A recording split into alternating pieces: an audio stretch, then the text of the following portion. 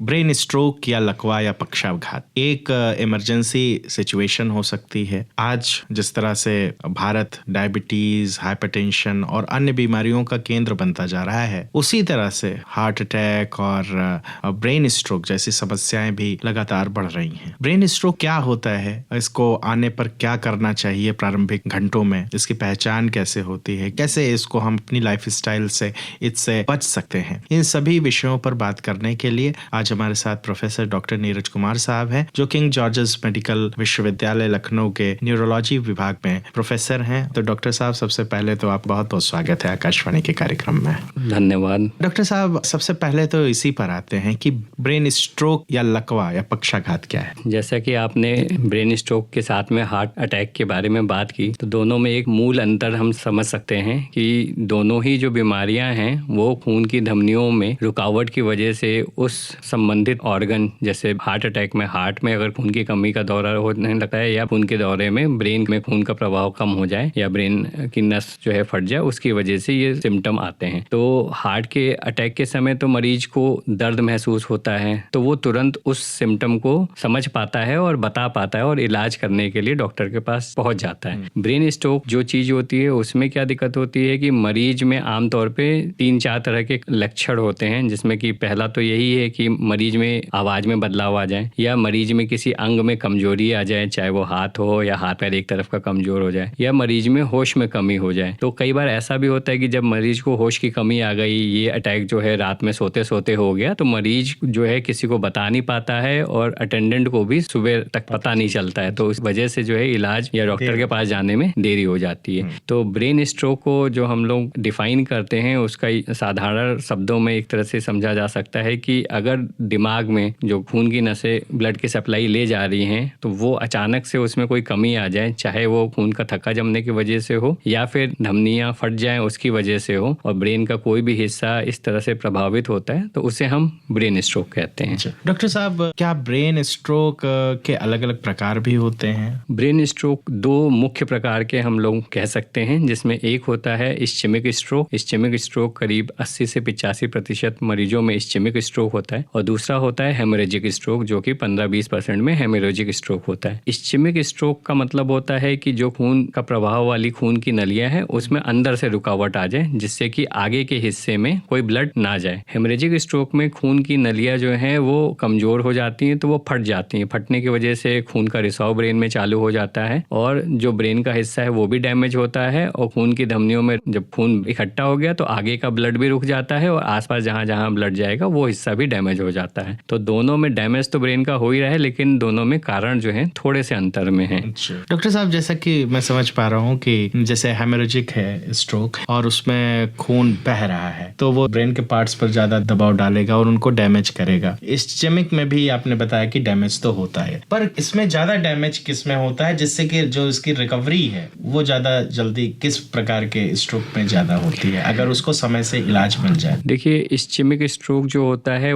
जो ब्रेन में खून की जो सप्लाई जा रही है वो एंटीरियर सर्कुलेशन और पोस्टीरियर सर्कुलेशन 2 तरह से खून की नसें जो हैं वो अंदर जो है खून की सप्लाई ले जाती हैं। तो मुख्यतः एक खून की नस जितनी एरिया में ब्लड की सप्लाई करेगी, उतने एरिया को ही अगर उसमें रुकावट होगा तो डैमेज होगा। और वो डैमेज इसलिए होता है कि जैसे ही ब्रेन के न्यूरॉन्स में ब्लड का दौरा कम हुआ तो वो अपने आप जो है उनकी फंक्शन गड़बड़ होने लगती है, और साथ में जो सेल्स होते हैं, न्यूरॉन्स होते हैं, उसमें सूजन आ जाती है, और वो जो है अगर लंबे समय तक अगर खून का दौरा अगर कम रहेगा तो वो न्यूरॉन्स डेड भी हो जाते हैं। तो अलग अलग हिस्सों में जो सबसे बड़ा हिस्सा जो हम कहते हैं वो मिडिल सेरेब्रल आर्टरी का एरिया होता है, जिसमें अगर वो पूरी आर्टरी अगर शुरुआत में ही अगर बंद हो जाती है तो पूरे ब्रेन का एक तरफ का हिस्सा, दाहिने तरफ या बाएं तरफ का हिस्सा जो है वो क्षतिग्रस्त होता है, और उसकी सूजन की वजह से वो अगले तरफ के ब्रेन के हिस्से को भी दबाने लगता है, डैमेज होने लगता है, और होश में कमी आने के साथ में मरीज गंभीर स्थिति में पहुंच सकता है। ब्रेन हेमरेज में क्या होता है कि जब खून की धमनी फटती है तो कई बार ऐसा होता है कि थोड़ा सा ही क्लॉट हुआ या छोटी ही धमनी फटी, तो जो ब्लड गिरा उसकी वजह से प्रेशर से जो है ब्लीडिंग फिर आगे बढ़ने से रुक जाती है। तो इसकी वजह से कुछ लोगों में छोटा ब्रेन हेमरेज होता है तो जल्दी रिकवरी हो जाती है, कुछ लोगों में बहुत बड़ा ब्रेन हेमरेज हो, खासकर जिसमें जो है उम्र ज्यादा हो, ब्लड प्रेशर जो है वो बहुत अनकंट्रोल्ड रहता हो, उसमें बड़ा ब्रेन हेमरेज होता है तो डैमेज भी ज्यादा होता है और मरीज की स्थिति भी बहुत जल्दी गंभीर होती है। दोनों में ही स्थिति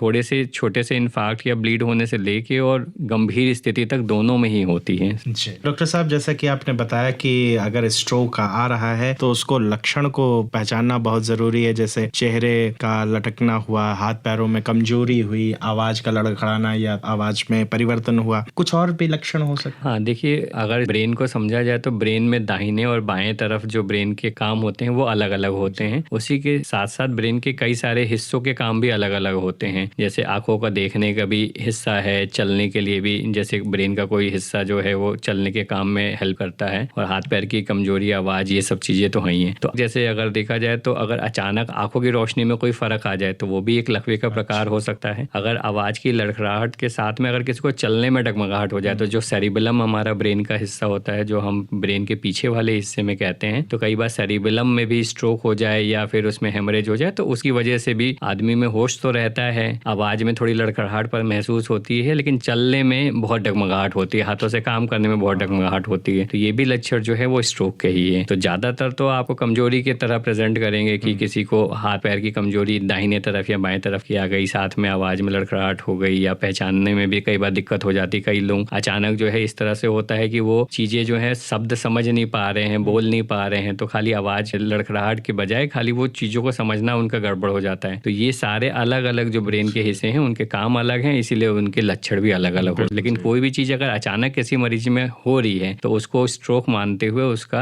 डॉक्टर से उपचार के लिए जरूर जाएं। तो डॉक्टर साहब, सबसे पहले करना क्या हो? देखिए, अगर किसी भी मरीज में इस तरह के अगर सिम्टम्स आ रहे हैं तो सबसे पहले तो आप जो अपने आसपास के चिकित्सक हैं या फिर जो भी नियरेस्ट अस्पताल है वहाँ जरूर पहुँच जाएं। वहाँ पहुँचने पे डॉक्टर एक बार देख लेता है तो वो सबसे पहले जो जांच की जरूरत पड़ती है ब्लड प्रेशर नापने के बाद वो है सीटी स्कैन। अच्छा। अगर सीटी स्कैन समय पे हो जाता है तो एक तो ये पता चल जाता है कि इस्चेमिक स्ट्रोक है कि हेमरेजिक स्ट्रोक है। समय का इम्पोर्टेंस जो है इस्चेमिक स्ट्रोक में ज़्यादा है। तो जो अस्पताल ऐसे हैं जिनके अंदर इस्चेमिक स्ट्रोक की ट्रीटमेंट, जिसमें कि क्लॉट को तोड़ने के लिए दवाई होती है जिसको हम कहते हैं टिनेक्टेप्लेस और एल्टेप्लेस, तो वो जो है अगर 4.5 घंटे के अंदर अगर वो दवा दे दी जाती है तो जो खून के थके ब्रेन में जमे होते हैं वो खुल जाते हैं। तो इसके लिए समय सबसे ज़्यादा महत्वपूर्ण है। तो ऐसे फैसिलिटी जहाँ सीटी स्कैन हो और कोई ना कोई मेडिसिन या न्यूरो के डॉक्टर अवेलेबल हो जो इस तरह की दवाइयों को अपनी देखरेख में दे पाए, वो जरूरी है। डॉक्टर साहब, क्या कुछ ऐसे भी जोखिम हैं, कुछ ऐसे कारक हैं जो स्ट्रोक को बढ़ाते हैं, और जो हमारी लाइफ स्टाइल है, धूम्रपान है, गुटखा खाना है, ड्रग्स हैं, अल्कोहल है, तो क्या ये सभी समेकित रूप से कुछ इस पर प्रभाव डालते हैं? हमारे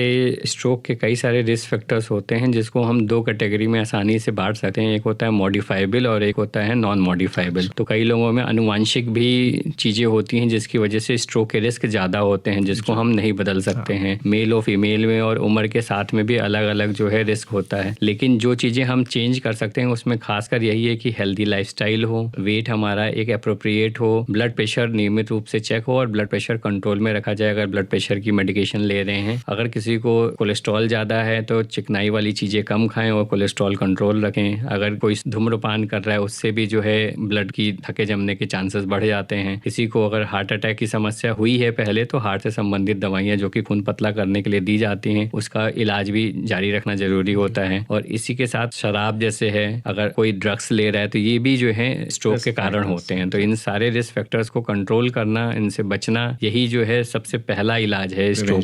prevention is better than cure. Doctor साहब, हीट स्ट्रोक से क्या ब्रेन स्ट्रोक भी हो सकता है? देखिए, हीट स्ट्रोक से स्ट्रोक भी हो सकता है, लेकिन हीट स्ट्रोक का मतलब ये होता है कि जब तेज उमस गर्मी वाले मौसम के अंदर जो है शरीर में पानी की कमी, डिहाइड्रेशन हो जाता है, उसके साथ बॉडी में और ब्रेन में जो टेम्परेचर का रेगुलेशन है वो गड़बड़ हो जाता है, जिसकी वजह से बहुत तेज से बुखार होना, मरीज जो है बेहोशी की हालत में चला जाना, ये सारे लक्षण होते हैं। उसी के साथ कई बार ऐसा भी होता है कि गर्मी के मौसम में अगर पानी अगर कम है शरीर में तो खून जो है एक तरह से थोड़ा सा गाढ़ा हो जाता है, जिसकी वजह से थक के जमने की पॉसिबिलिटी बढ़ जाती है, तो वो स्ट्रोक की तरह भी प्रेजेंट कर सकता है। तो दोनों बीमारियां थोड़ी सी अलग हैं, लेकिन इसका उपाय जो बचाव का है वो यही है कि पानी खूब पिए, बहुत तेज धूप में ना निकलें, और अगर कोई भी ऐसे इस तरह के सिम्टम्स हो रहे हैं जिसमें सर दर्द हो रहा है, बुखार चढ़ने लगा है, होश में कमी है, तो डॉक्टर को तुरंत दिखाएं। ब्रेन स्ट्रोक के बाद अक्सर ये देखा जाता है कि कुछ डिसेबिलिटी हो जाती है, तो क्या एक समय के बाद रिकवरी भी पॉसिबल होती है ऐसे पेशेंट्स में? हाँ, जैसे आपने सही प्रश्न पूछा कि इलाज को अगर हम देखें, इलाज और आगे इलाज जो चलना है, तो शुरुआती इलाज में तो जैसे मैंने बताया कि 4.5 घंटे के अंदर इस्चेमिक स्ट्रोक में आप थ्रोम्बोलिसिस कर सकते हैं। उसके अलावा भी अस्पताल के अंदर जब शुरू में मरीज हफ्ते 10 दिन जब जब रहता है उस समय ब्लड प्रेशर कंट्रोल करना, दिमाग में सूजन कम हो जाए उसके लिए दवाइयाँ देना। कई बार होता है कि दिमाग में सूजन ज़्यादा है तो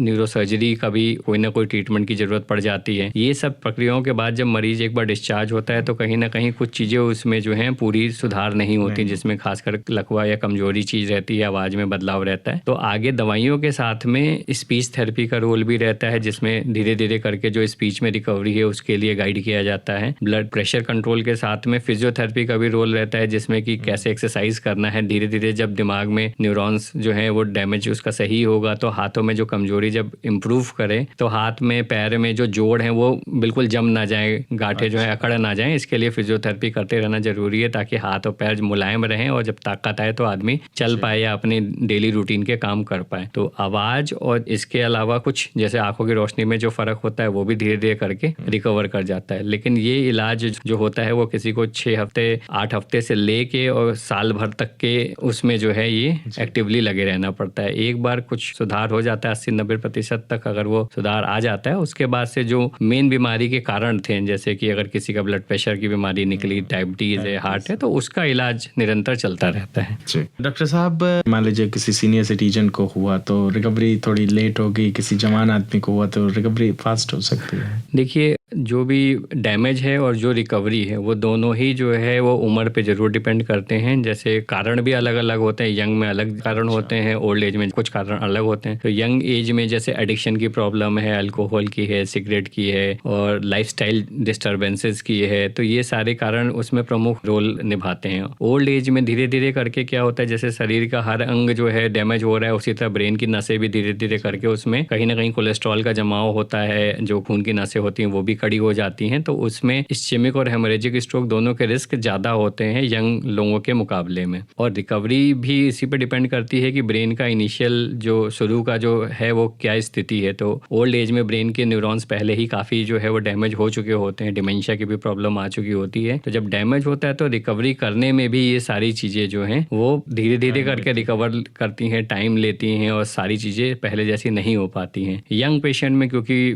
ब्रेन जो है वो यंग होता है, खाना और शरीर भी एक तरह से कई सारी चीज़ों में अच्छा रहता है, तो इसलिए रिकवरी भी थोड़ी फास्ट होती है। डॉक्टर साहब, चलते चलते हमारे श्रोताओं के लिए ब्रेन स्ट्रोक पर इस जागरूकता कार्यक्रम के माध्यम से आप क्या कहना चाहेंगे? ब्रेन स्ट्रोक के लिए अब हमारी जैसे दिनचर्या होती जा रही है तो उसमें कई सारी बीमारियों के कुछ मुख्य कारण हैं। जैसे आप माइग्रेन ले लीजिए, एपिलेप्सी ले लीजिए, आप स्ट्रोक ले लीजिए, हार्ट अटैक का कारण ले लीजिए। तो इन सब के पीछे जो है कुछ प्रमुख चीज़ें ऐसी हैं जिनको अगर नियमित रूप से कंट्रोल किया जाए तो इन चीज़ों से, इन बीमारियों से बहुत हद तक बचा जा सकता है। तो सबसे ज़्यादा ज़रूरी है कि दैनिक दिनचर्या में एक्सरसाइज तो ज़रूर घूमें टहलें, एक्सरसाइज करें ताकि आपका ब्लड प्रेशर कंट्रोल रहे, आपका शुगर कंट्रोल रहे और आप जो है एक स्वच्छ और ताज़ी हवाओं का सुबह सुबह अगर सैर पे जाते हैं तो उसका भी सेवन कर सकें। दूसरी चीज़ जो है, आप समय पे हर 6 महीने पे या 1 साल पे अपना ब्लड प्रेशर ज़रूर चेक कराते रहें, शुगर चेक कराते रहें कि ये सब चीज़ें जब भी अगर आपको डिटेक्ट होती हैं तो उसका समय से इलाज कंट्रोल किया जा सके। स्मोकिंग, अल्कोहल, ये 2 चीज़ ऐसी है जिसको